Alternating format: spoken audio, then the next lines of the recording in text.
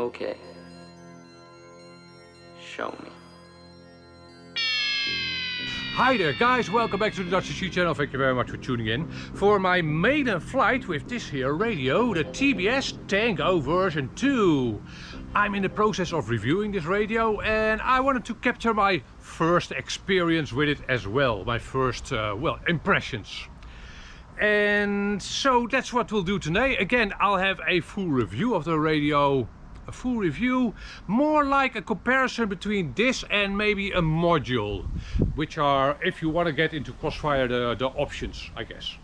So yeah, we're gonna do a maiden flight, and I'm gonna be flying this here quadcopter, the iFlight IH2HD, a DJI digital FPV drone.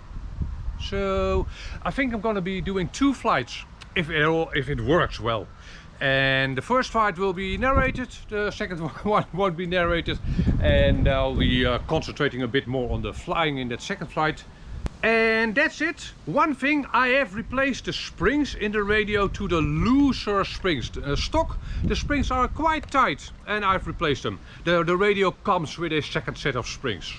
So, let's go. Alright guys, we arm. And nothing. We arm again. I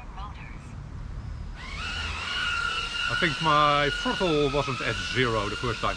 Alright, maiden flight for the TBS Tango 2 version 2. And yeah, I said Tango 2 version 2.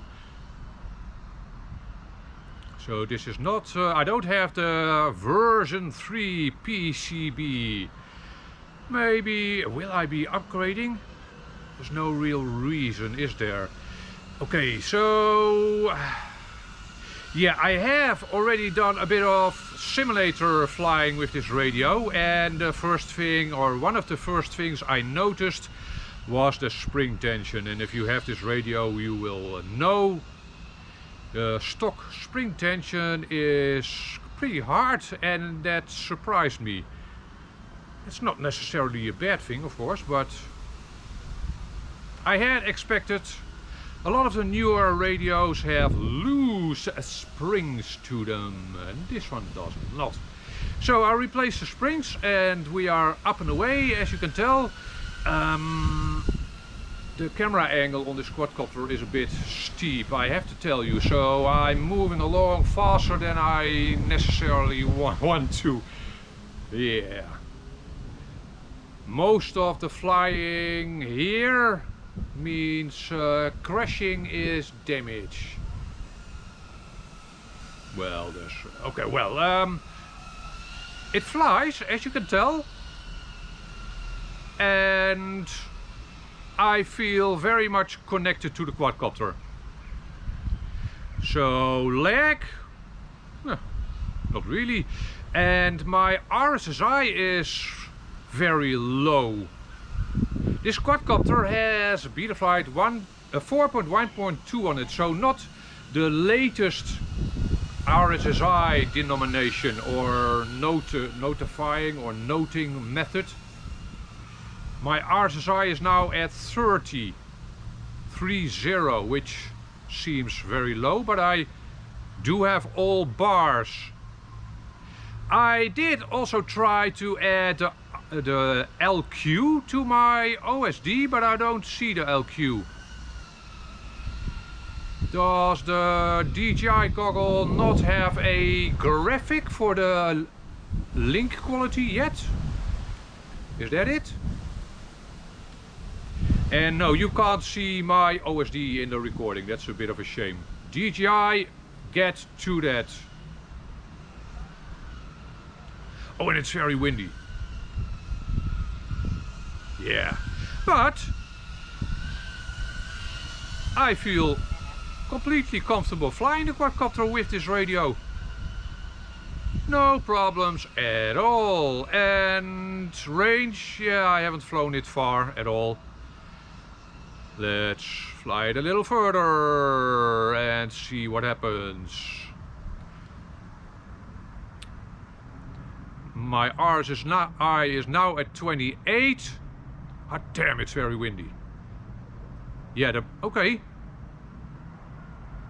My DJI goggle now complains about reception. Huh. Okie dokie. And I seem to still have full range on my radio. Huh. Okay. So that was at 700 milliwatts on the DJI system. The extent of my range, and that's obviously due to where I'm flying. I guess the signal got blocked by office buildings, which is why I am actually flying here. And let me see, what more can I tell you? Yeah, the Tango is at 250 milliwatts. And at 250 milliwatts, it outlasts the DJI system. So that's good, right? That's exactly what you want. You want your radio system to outperform your FPV system, not the other way around. Huh, a good test. I am now glad I chose this location for this test. And yeah, also very windy. Okay, my battery is done for. Let's land. So again, what I'll do is I'll do another flight in which I'll concentrate on the flying bit a little bit more, and after that I'll get back to you with my thoughts on flying with this TBS Tango version 2. Hold on, here we go.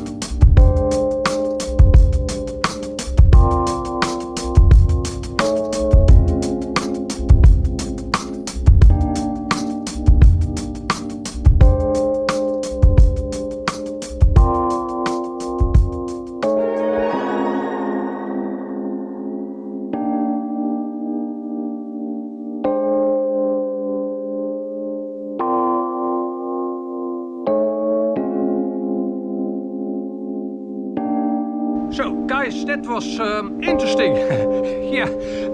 Okay, so this quadcopter is susceptible to wind, of course, with its ducts. You could see that I was literally blown away. I had me a crash over there behind you at that fence, and well, I couldn't control the quadcopter anymore because of the wind. Oh well, that's the quadcopter itself. The radio, I'm happy so far. It's enjoyable to fly. There's no reason to not be using this radio for me. So that's nice. And again, I'll do a full review of the radio or a comparison between this and getting yourself a module for a different radio. So far, I'm happy also because it's nice and small, easy to take with you. And that's it. Yeah, you tell me in the comment section below what you want to know about this radio so I can maybe include it in my review. For now, I want to thank you for watching. Catch you on the next video. Bye bye.